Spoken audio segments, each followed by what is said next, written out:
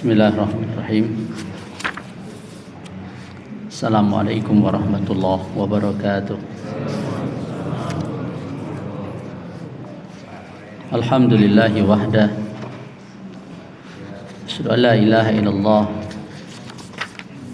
iqraran bihi wa tauhidan wa asyhadu anna Muhammadan abduhu wa rasuluh. Allahumma salli wa sallim wa barik ala rasulina Muhammadin wa ala alihi wa ashabihi wa man tabi'ahum bi ihsanin ila yaumiddin, amma ba'du. Bapak ibu-ibu yang semoga dirahmati dan dimuliakan Allah Subhanahu wa taala, kembali kita memuji dan bersyukur kepada Allah atas nikmat dan rahmat yang tak terhingga yang Allah berikan kepada kita. Semoga kita selalu berada dalam nikmat jasmaniyah maupun nikmat rohaniyah yang diridhoi, yang akan memberikan faedah dan manfaat untuk kehidupan dunia dan juga akhirat kita. Kita juga selalu ingatkan untuk menyampaikan salawat dan salam teruntuk Rasulullah sallallahu alaihi wasallam, karena mudah-mudahan dengan kita seringkali menyampaikan salawat dan salam kepada beliau, Allah akan membalas dan Allah akan memberikan izin lewat nabinya untuk kita nanti mendapatkan syafaat beliau. Teruntuk pula keluarga, sahabat dan para pengikut-pengikut beliau yang setia, semoga kita semua termasuk golongan pengikut beliau yang setia tersebut. Kita lanjutkan pembahasan kitab Riyadhus Shalihin, masih dalam bab seimbang dalam melakukan ketaatan, tidak berlebih-lebihan pun juga tidak meremehkan. Kita masuk kepada contoh aplikatif bagaimana dahulu para sahabat Rasulullah sallallahu alaihi wasallam di dalam beramal, yakni masuk hadis yang ke 149. Diriwayatkan dari Juhaifah Wahab bin Abdullah radhiyallahu ta'ala anhu, ia berkata, akhan nabiyyu sallallahu alaihi wasallam baina Salman wa Abi Darda. Nabi alaihi salatu wasallam mempersaudarakan dua orang sahabat,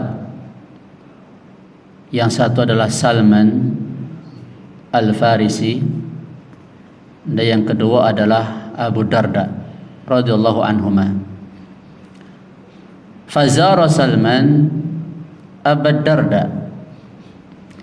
Suatu hari Salman mengunjungi Abu Darda, bertamu ke rumah Abu Darda. Fara'a Ummad Darda mutabazzilatan. Maka ia melihat Ummu Darda, yakni istrinya Abu Darda, ini berpakaian yang lusuh, pakaian yang tak menarik, tidak seperti seorang wanita yang punya suami, nggak memperhatikan penampilannya. Maka Salman bertanya, "Masya'nuki? Kenapa kamu?" Ya. Beliau bertanya, kok keadaan Ummu Darda seperti itu? Padahal kan dia punya suami. Kok tak memperhatikan penampilan? Ya. Qalat, apa kata Ummu Darda? Akhuka Abu Darda laisa lahu hajah fid dunya. Saudaramu, yakni Abu Darda, yang tiada lain adalah suaminya sendiri, tidak butuh dengan dunia. Dan salah satu perhiasan dunia kan wanita. Bahkan khairu mata'iha, sebaik-baik perhiasan dunia adalah wanita solehah. Kenapa demikian? Kita tengok. Faja'a Abu Darda. Abu Darda lantas datang. Jadi sebelumnya ketika itu Abu Darda belum ada di situ. Lalu datang Abu Darda. Fasana'a lahu ta'aman. Maka ia pun membuatkan makanan untuk Salman. Faqala lahu, Salman berkata kepada Abu Darda, "Kul fa inni sha'im." Makanlah, namun aku sedang puasa. Kau yang makan, aku puasa. Terus apa kata Salman? Ma ana bi'akil hatta ta'kula. Saya enggak akan makan hingga kamu juga mau makan. Fa'akala. Abu Darda pun akhirnya makan. Falamma kana al-lail dhahaba Abu Darda yaqum. Jadi Salman ini bermalam di rumahnya Abu Darda.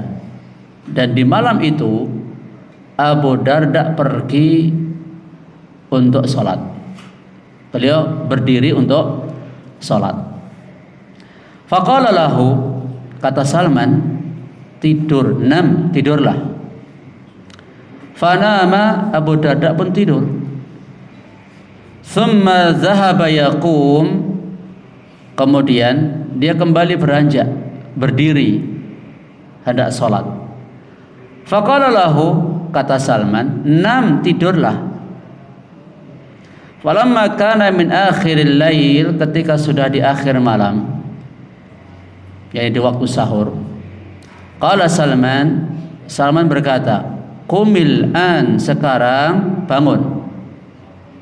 Fasallaya jami'an, maka keduanya pun salat bersama-sama, imma salat sendiri-sendiri, imma berjamaah. Wallahu alam. Faqala lahu Salman, lalu Salman berkata kepada Abu Darda, inna li rabbika 'alaika haqqan, sesungguhnya Rabbmu punya hak atas dirimu. Wa inna li nafsika 'alaika haqqan, dan sesungguhnya dirimu pun punya hak atas kamu. Wa li ahlika 'alaika haqqan, dan keluargamu pun juga punya hak atasmu. Fa'ati kulladhi haqqin haqqahu, maka berikan setiap yang punya hak akan haknya. Fa'atan Nabiya sallallahu alaihi wasallam fadzakara dzalika lahu, maka Nabi sallallahu alaihi wasallam pun maka ia pun mendatangi Nabi alaihi salatu wasallam menceritakan peristiwa itu kepada beliau. Apa kata Nabi? Faqala Nabi sallallahu alaihi wasallam, sadaqa Salman, rawahul Bukhari. Salman telah benar. Ya, Salman telah berbuat yang benar. Bapak Ibu yang semoga dirahmati Allah Subhanahu wa taala, dari hadis ini banyak sekali faedah-faedah yang bisa kita ambil. Yang diantaranya adalah masyru'iyatul mu'akhah fillah, disyariatkan untuk berteman, menjalin persaudaraan karena Allah Subhanahu wa taala. Dan ini merupakan strategi awal yang dilakukan oleh Nabi sallallahu alaihi wasallam ketika Nabi hijrah ke Madinah. Selain Nabi alaihi salatu wasallam itu membangun masjid, langkah yang beliau tempuh adalah diantaranya mempersaudarakan antara muhajirin dengan ansar. Nah, persaudaraan ini dibangun karena Allah Subhanahu wa taala. Dan persaudaraan karena Allah ini lebih kuat. Bahkan awalnya, dulunya, persaudaraan yang terjalin antara muhajir dan ansar, di antara mereka itu saling mewarisi. Kalau salah satu di antara mereka wafat, saudara tadi ya, yang dipersaudarakan tersebut orang lain itu, bukan saudara senasab. Yang dipersaudarakan tadi dia berhak mendapatkan warisan. Sampai seperti itu. Namun akhirnya dihapus. Wa ulul arham aula, ya. Saudara-saudara serahim, ya, itu mereka-mereka yang berhak mendapatkan warisan itu lebih aula untuk menerimanya. Dan kemudian hal ini dihapuskan di dalam Islam, dikembalikan kepada ahli waris yang berhak untuk menerima. Sampai seperti itu awalnya, karena memang mencintai saudara karena Allah itu akan menumbuhkan atau termasuk perkara yang akan mendatangkan kelezatan iman. Salasun man kunna fihi wajada halawatal iman. Ada 3 perkara, 3 hal yang apabila 3 hal itu ada pada diri seorang, dia akan merasakan manisnya iman. Ya, salah satunya apa? Ayuhibbal mar'a la yuhibbu illa lillah. Mencintai seseorang, cintanya itu karena Allah Subhanahu wa taala. Maka ya, mengingat juga bahwa di hari kiamat nanti al-akhillau yauma idzin ba'duhum li ba'din adu illal muttaqun. Sesungguhnya kawan-kawan karib, orang-orang dekat, pertemanan-pertemanan yang dijalin, persahabatan, relasi yang dulu dibangun sewaktu di dunia, mereka akan saling musuh-musuhan. Ya. Bahkan mungkin sebelum di akhiratnya mereka sudah musuh-musuhan, kecuali orang yang bertakwa. Maka kalau kita menjalin pertemanan, menjalin relasi, jangan karena duniawi.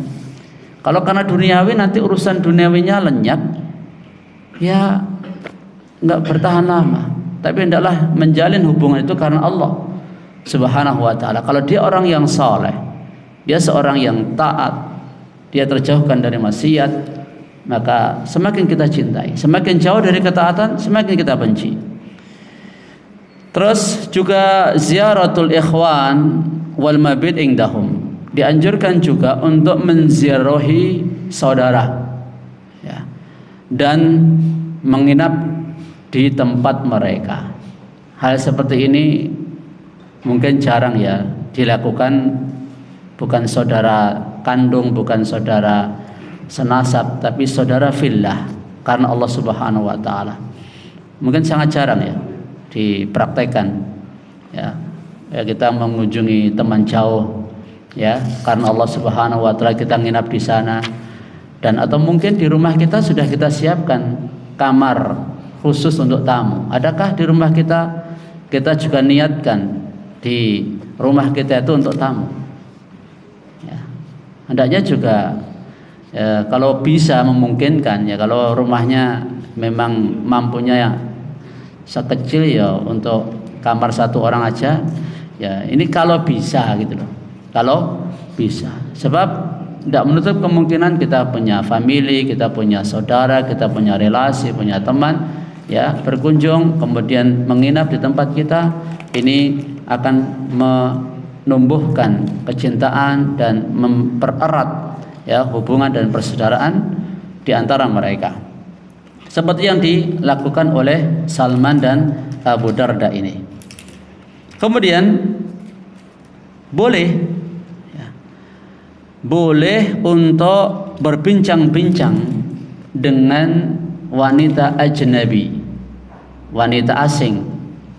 Karena dalam hal ini antara Salman dengan Ummu Darda ini tidak ada hubungan apa-apa, ya, bukan mahram juga, karena hajat dan bertanya sesuatu perkara yang ada maslahat di situ.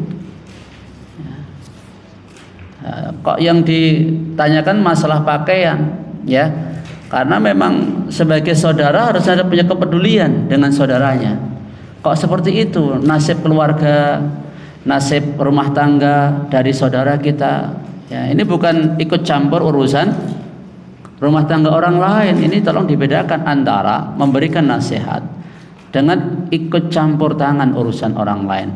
Kira-kira kalau seandainya Salman Al-Farisi nggak memberikan nasihat kepada Abu Darda, bukankah rumah tangganya Abu Darda dan Ummu Darda ini juga ya mengkhawatirkan gitu kalau seperti terus ya. Tapi kemudian dengan adanya nasihat dari Salman kepada Abu Darda, ini memberikan kebaikan untuk rumah tangga mereka. Dan kita juga hendaknya punya kepedulian terhadap rumah tangga dan juga saudara-saudara kita ya, karena nasihat itu untuk umumnya kaum muslimin juga. Tayyib, kemudian disyariatkan untuk memberikan nasihat bagi kaum muslimin dan mengingatkan kelalaian mereka. Islam ini Bapak Ibu sekalian, dakwah yang kita sampaikan atau nasihat yang kita berikan itu tidak hanya kepada orang Islam saja. Ada beberapa lapis. Kita berdakwah, kita memberikan nasihat kepada orang non-muslim supaya mereka masuk Islam. Dari orang yang kafir supaya mereka beriman. Itu juga ada porsinya. Jadi kita dakwah juga memikirkan orang-orang non-muslim, juga memikirkan orang yang belum beriman supaya mereka beriman. Itu juga target kita dalam berdakwah. Ya. Sasaran yang lain adalah kepada orang-orang Islam ya, kepada orang-orang Islam supaya bertambah baik keislaman mereka. Sasaran yang lain kepada orang soleh ya, kepada orang soleh supaya bisa mensolehkan orang lain. Jadi orang-orang soleh juga perlu dinasihati. Abu Darda ini kira-kira orang soleh enggak? Ya jelas, yang sahabat. Apakah sekelasnya sahabat saja kemudian masih dinasihati, kita nggak mau dinasihati dan kita merasa diri sudah baik, sudah benar? Tidak tepat ya. Sekelasnya sahabat saja masih butuh dinasihati, bagaimana dengan kita? Kita tuh masih perlu banyak untuk diberi nasihat, kita masih banyak kekurangan ya. Kalau kita perhatikan usul ya muamalah itu, kalau berdasarkan hadis Nabi alaihi salatu wassalam, hadis Mu'adz bin Jabal radhiyallahu ta'ala anhu ya, ada usul muamalah antara hamba dengan Allah, ada pokok muamalah antara hamba dengan dirinya sendiri, dan ada pokok muamalah antara hamba dengan orang lain. Kalau pokok muamalah antara hamba dengan Allah takwa, ittaqillaha haitsuma kunta, bertakwalah kamu kepada Allah dimanapun kau berada. Kalau pokok muamalah hamba dengan dirinya sendiri, kita juga harus perhatian diri sendiri ya. Selain kita memperhatikan asupan makanan, minuman, hal-hal yang manfaat, hal yang madarat bagi jasad kita, kita juga harus memperhatikan asupan untuk rohaniyah kita. Dan kita juga menyadari dalam muamalah terhadap diri sendiri, kita ini banyak kekurangannya. Taksir, kekhilafan. Taksir itu ya kekurangan ya, kekurangan, kealpaan, keteledoran, kelalaian, dosa, khilaf. Itulah kita ya, itulah kita. Kullu bani Adam khata' wa khairul khata'in at-tawwabun. Semua manusia itu banyak salah ya, semua manusia, semua anak keturunan Adam. Kita harus akui itu. Kita taksir, masih banyak kekurangan ketika menunaikan hak Allah. Kita juga taksir, masih banyak kekurangan dalam menunaikan hak orang tua. Kita masih taksirnya juga banyak dalam menunaikan hak istri, dalam menunaikan hak suami, dalam menunaikan hak anak, dalam menunaikan mereka-mereka yang punya hak. Bahkan seringkali kita zalim pada diri sendiri, zalim sama orang lain, zalim sama Allah Subhanahu wa ta'ala. Ya. Maka wa'adbi sayyi'atal hasanata tamhuha. Ikutilah keburukan itu dengan kebaikan. Maka kita harus banyak berbuat kebaikan supaya apa? Supaya terhapus kesalahan-kesalahan kita itu. Innal hasanat yudhibana sayyi'at. Sesungguhnya kebaikan-kebaikan akan melebur, menghapuskan keburukan. Kemudian juga usul muamalah bersama orang lain, wa khaliqin nasa bi khuluqin hasan. Pergauli manusia dengan akhlak yang baik. Terus faedah lain yang bisa kita ambil, fadlu salati akhiril lail, keutamaan salat di akhir malam. Ya. Sebagaimana yang diperintahkan oleh Salman Al-Farisi, sekarang waktunya untuk salat. Ya, waktunya untuk salat. Terus faedah yang bisa kita ambil, ya, bahwa wanita itu punya hak atas suaminya, yakni dipergauli dengan cara yang baik. Ya, salah satu bentuk pergaulan suami terhadap istrinya yang baik diantaranya adalah jima. Itu termasuk muasyarah yang baik antara dari suami kepada istri.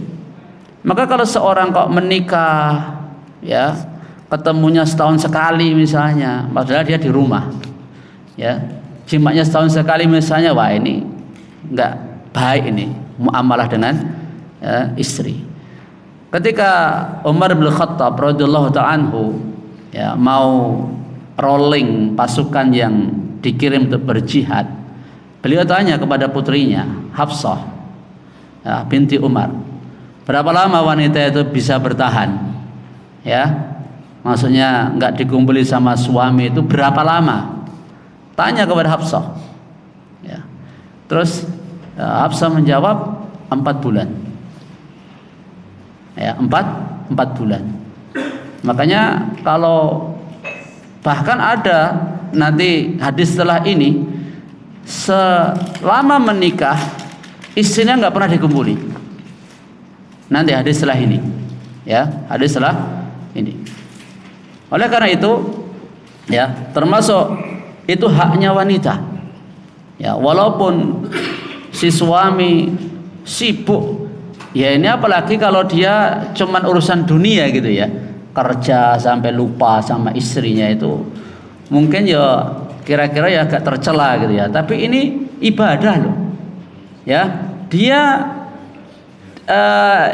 gini loh, ini makanya orang soleh, ya, bisa memilih antara dua kebaikan mana yang paling baik sesuai pada tempatnya. Oke, sholat malam baik enggak? Puasa baik enggak? Ya, mengumpuli istri baik enggak? Bagus mana? Ketika dua hal ini, ya, disuruh milih. Ya. Nah, kalau di dalam konteks hadis ini kan mengutamakan sholat malam, mengutamakan puasa daripada istri. Nah, ini nggak baik. Yang baik itu apa? Ya sebagaimana nasihat tadi Salman Al-Farisi, sesungguhnya Allah punya hak. Tunaikan haknya Allah ya pada waktunya, ada tempatnya. Kemudian dirimu juga punya hak. Ya, jangan kau abaikan hak dirimu. Dirimu punya hak sebagai manusia normal, ya, kau punya hak. Demikian pula istrimu, dia juga punya hak. Tunaikan masing-masing akan haknya. Ini yang adil. Allah memerintahkan kita berbuat adil. Jangan kemudian berat sebelah. Ya, jangan kemudian berat sebelah. Makanya kita hendaklah melihat sesuatu masalah itu dengan syumul, dengan menyeluruh, bukan dengan parsial. Melihat wah orang itu dakwah terus, ya, sampai istrinya nggak diperhatikan, nggak dinafkahi misalnya. Bagus nggak ini? Mungkin orang akan menilai, wah semangatnya luar biasa dia, ya, atau dia ikut kegiatan sosial terus sampai lupa istri dan anak di rumah. Sampai lupa loh ya catatannya ya. Tapi kalau masih juga bisa ditunaikan hak-haknya dan istri anak juga nggak merasa, ya, diabaikan hak-hak mereka, ya sah-sah saja, boleh-boleh saja. Coba perhatikan, sampai pun Nabi SAW jihad perang, istri beliau aja diajak loh, ya, istri beliau aja diajak, walaupun dengan diundi. Karena ketika beliau wafat ada 9 istri beliau. Jadi saat beliau jihad, beliau undi istri-istrinya. Sampai seperti itu loh. Perhatian nggak? Ibu-ibu seneng tuh kalau seandainya tidak safar, dolan kok dewe, ya. Bapak kalau ke hotel, ke villa, kemana itu sendiri atau rekreasi sendiri, ya tidak sepenuhnya salah, hanya saja perhatikan hak keluarga itu. Ya, tentunya ibu-ibu anak-anak kan juga senang kalau diajak pergi. Ya, bukan di rumah terus.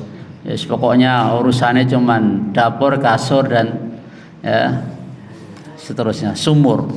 Ya, nggak tahu dunia luar gitu ya, nggak tahu dunia luar. Tapi ada yang kebablasan, terlalu ngerti dunia luar sampai-sampai dunia dalam pun di rumah pun nggak diperhatikan. Ini juga nggak tepat. Sebagaimana wanita-wanita karier yang mereka tak ngurus haknya suami di rumah, nggak ngurus haknya istri, nggak ngurus haknya anak. Ini juga ya perlu diperhatikan hal seperti ini. Kemudian disyariatkan wanita itu berhias untuk suami, ya, berpakaian yang ya baik, yang itu karena salah satu di antara ciri wanita yang salehah, ya, ayun nisa'i khair. Nah, wanita mana yang paling baik itu? Ya. Wanita dengan kriteria apa yang baik itu? Allati tasurruhu idza nadhara ilaiha, yaitu wanita yang ketika kau pandang itu menyenangkan. Itu wanita yang bagus. Jangan ketika mau dipandang itu menyebalkan misalnya. Ya, ketika dipandang menyenangkan. Ya. Dan ketika diperintah taat, patuh. Kecuali dalam hal maksiat. Dan tidak menyelisihi suaminya meskipun ketika dia menggunakan hartanya sendiri, meskipun uang-uang dia sendiri, meskipun hasil kerja dia sendiri, jangan sampai kemudian ya berselisih dengan suami alias sakarepe dhewe membelanjakan harta. Tetap harus minta pertimbangannya suami. Ya, karena ada toh wanita yang punya hasil sendiri, kemudian dia belanjakan hartanya semaunya sendiri tanpa ini kan duit-duit saya sendiri, kerja-kerja saya sendiri, ini ya, kurang baik ya. Dan itu bukan ciri wanita yang salehah. Wallahu ta'ala alam. Terus boleh menyengaja berbuka saat melaksanakan puasa sunnah. Dan di sini Salman Al-Farisi perintahkan Abu Darda batalkan puasa. Aku mau makan kalau kau juga makan. Akhirnya Abu Darda pun juga batalkan puasa, makan bersama Salman. Terus boleh kita itu melarang orang lain melakukan perkara yang sunnah, boleh, jikalau khawatir dia akan nantinya letih, malas, capek, dan berakibat ya terabaikannya hak-hak yang wajib. Ngejar yang sunnah tapi luput yang wajib, ini nggak benar ya. Cara beramal seperti ini nggak benar. Apa, saya ulangi lagi, ngejar yang sunnah, ninggalkan yang wajib. Maka kita harus pahami dulu apa hal yang wajib yang harus kita tunaikan, itu dulu. Jangan sibuk mikir yang sunnah-sunnah, yang wajib ya. Seringkali orang itu puasa, masya Allah bagus, sholat malamnya, masya Allah bagus, tapi lisannya ya, tak henti-hentinya, misalnya menyakiti tetangga atau menyakiti orang lain, iya dan billah.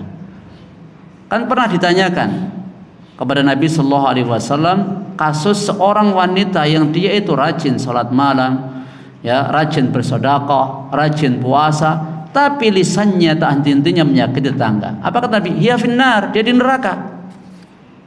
Dia di neraka. Kalau antum perhatikan perkara-perkara yang diutamakan wanita itu tadi perkara-perkara sunnah. Padahal menjaga lisan ya, itu perkara wajib enggak? Perkara wajib. Hati-hati. Hati-hati. Barusan saya negur di salah satu grup. ya, salah satu grup di grup sana P2A ya, ada yang nge-share sebuah video kemudian dikasih tulisan manusia yang dikirim oleh neraka ke dunia. Jangan paham kok tulisannya kok manusia yang dikirim ya, neraka ngirim orang ini ke dunia. Kok bisa ya bahasa seperti itu? Itu bahaya loh itu. Kok berani ngomong gitu loh? Hah? Bahaya ucapan seperti ini. Bahayanya kenapa? Ini melecehkan neraka ini. Pelecehan dalam hakikat neraka. Masa orang masuk neraka dia akan bisa kembali ke dunia? Kalau memang betul kalimatnya seperti itu, bahaya ini. Melecehkan neraka ini. Seakan neraka itu buat permainan, bisa ngirim orang. Orang-orang jahat itu dikirim oleh neraka ke dunia ini. Ya. Termasuk juga melecehkan Allah. Ya. Sifat-sifat Allah diberikan kepada makhluk. Dan sekaligus juga justifikasi pemastian orang itu pasti penghuni neraka. Karena dikirim oleh neraka. Berarti kan dia penghuni neraka. Bahaya ini, maka hati-hati Bapak Ibu sekalian ketika kita bermedsos itu. Ya, mungkin amalan yang lain bagus. Ya, amalan yang bagus, sering sedekah, sering puasa, tapi kalau nggak menjaga hal seperti ini bahaya. Ya, bahaya. Ini hal wajib nggak seperti ini? Ya, hal wajib ini kita harus jaga diri kita dari ucapan atau sampai ini bisa kufur, bisa syirik. Ya, itu bahaya. Ya, tolong ini perhatikan. Jangan hanya fokus yang sunnah-sunnah, yang wajib kita harus juga lebih perhatikan. Ya. Terus tadi rencananya itu 2 hadis. Hadis yang kedua ini jauh lebih panjang. Tapi kayaknya kalau kita bacakan hadis yang keduanya kok tidak cukup waktu. Kita tambahkan saja faedahnya. Faedah lain yang bisa kita ambil, karahiyatut taklifin nafs ma la tutiqu fil ibadah. Makruh hukumnya membebani diri ya, itu dalam beribadah di luar kemampuan. Seperti contoh misalnya ya, dia sholat terus tidak pernah tidur, atau dia puasa terus nggak berbuka. Ini lambat laun tubuh akan lemah ya, fisik akan lemah. Karena ibarat kalau mobil ya, mobil itu kalau kendaraan itu dipakai terus, itu lama-lama juga akan rusak. Harusnya dikasih waktu kapan dipakai, kapan diistirahatkan, kapan diservis ya, kapan disalonkan kalau butuh disalonkan ya. Begitu ya. Kapan ini butuh ganti tap oli, kapan ini radiatornya perlu harus teliti juga. Kita pun juga harus teliti dalam menjaga diri. Apa yang kiranya perlu revisi atau direparasi dari diri kita ini? Apakah lisan kita? Nasallahu alaihi. Apakah telinga kita? Apakah mata kita? Atau tangan kita? Atau hati kita? Atau apa? Kita harus ya coba untuk peka mana yang perlu di servis atau perlu diperbaiki dari diri kita ini. Ya. Misalnya hati, ya dan billah. Kalau hati kita ini sakit, ibarat ketika kendaraan itu rusak, maka sakit hati atau penyakit hati itu jauh lebih parah daripada penyakit jasad. Kenapa? Ya. Kalau jasad kita sakit, itu satu, bisa menggugurkan dosa. Jangan dikasih sakit apapun yang menimpa fisik jenengan. Itu berfaedah. Apa faedahnya? Satu diantaranya menggugurkan dosa, bisa menghapus dosa. Yang lain bisa ya, meningkatkan derajat, atau bisa dua-duanya, atau bisa menjadikan kita lebih baik setelah sakit itu. Ya. Adapun kalau orang dikasih penyakit hati, entah itu kesombongan, entah itu kejahilan, ya, atau bahkan jahil murakkab, ya, atau ya penyakit-penyakit hati yang lain, ini akan memperberat siksa dia. Nggak bisa menggugurkan dosa. Apakah kesombongan bisa menggugurkan dosa? Nambah dosa iso. Ya toh. Ya, penyakit sombong kalau ada, ya dan billah, itu nggak ngurangi dosa kita, bahkan sebaliknya bisa nambah dosa. Maka orang ditimpa penyakit hati itu lebih dahsyat daripada penyakit fisik. Banyak orang yang nas'allahu al-afiyah begitu sangat khawatir ketika fisiknya itu sakit, tapi tidak khawatir kalau roh atau hatinya itu sakit, ya. Dan sebenarnya ujian yang mengenai fisik dengan yang mengenai hati lebih berat yang mengenai hati, ya. Makanya hal untuk kita menerima takdir yang tidak kita suka dari Allah Subhanahu wa takdir yang buruk, utamanya misalnya ditimpa sakit, ya, kita bersyukur kepada Allah bahwa ya ujian yang kita terima bukan menimpa agama kita, tapi menimpa dunia kita. Toh semuanya manusia juga akan mati. Dia sakit atau sehat semuanya pasti akan mati. Gitu loh. Kita enggak terlalu ambil pusing dalam masalah ini, tapi kalau hati kita yang sakit, ini yang kita harus mewaspadai, termasuk saya juga, karena kita nggak menjamin hati kita itu selamat. Faedah yang bisa kita ambil adalah hadis ini merupakan dasar fikih tarbiyah imaniyah, ya, dasar pondasi fikih dalam pendidikan iman. Hadis ini. Kenapa demikian? Karena ya, pertama, la tatimmu amaliyatut tarbiyah illa fi bi'ah imaniyah. Ya, pendidikan itu tidak akan sempurna kecuali di lingkungan yang penuh dengan keimanan, alias di lingkungan iman agamis, di mana lingkungan itu saling menasihati, tatawasau bil haq wa tatawasau bis sabr, saling menasihati dalam kebaikan dan saling menasihati dalam kesabaran, ya. Saling menasihati untuk saling menyayangi, mengingatkan orang, ya, menyadarkan yang lalai, dan juga ya saling bahu membahu untuk menegakkan hak-hak agama. Ini yang dulu nuansa kehidupan yang dibangun oleh Nabi pada para sahabat radhiyallahu anhum. Jadi lingkungan itu lingkungan yang agamis gitu loh. Lingkungan yang ya penuh dengan nuansa keimanan. Makanya cobalah ya kita hidupkan nuansa seperti ini, dan nasihat-nasihat ini hal yang sangat langka, ya, dan ini merupakan ciri khas sebenarnya keutamaan umat Islam. Karena diantara isi baiat Aqabah, ya, yang itu merupakan cikal bakal berdirinya negara Islam, salah satunya adalah menegakkan amar ma'ruf nahi munkar. Ya.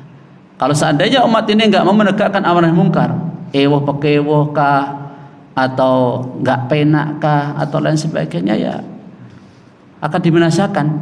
Sebagaimana dulu dalam bab nasihat kita sudah, belum ya, nanti insya Allah ya, perumpamaan umat ini dalam hal amar nahi munkar seperti penumpang kapal, ya, nanti akan kita bahas insya Allah.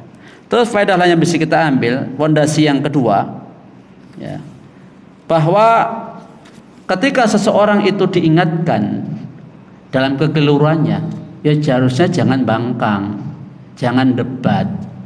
Seperti sikap yang dilakukan oleh Abu Darda ini.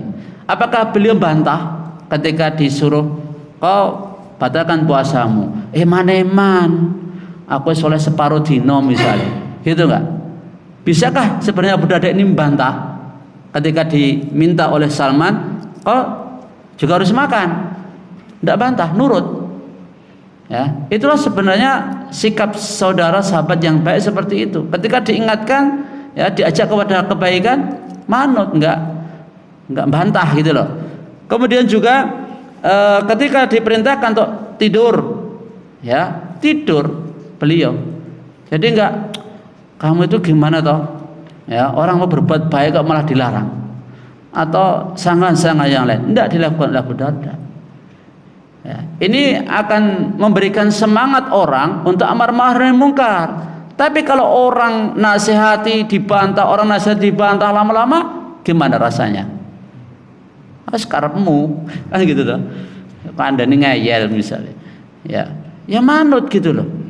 Manut. Ini yang sosok teladan gitu loh. Satu teladan bagi yang memberi nasihat dan teladan yang dinasihati.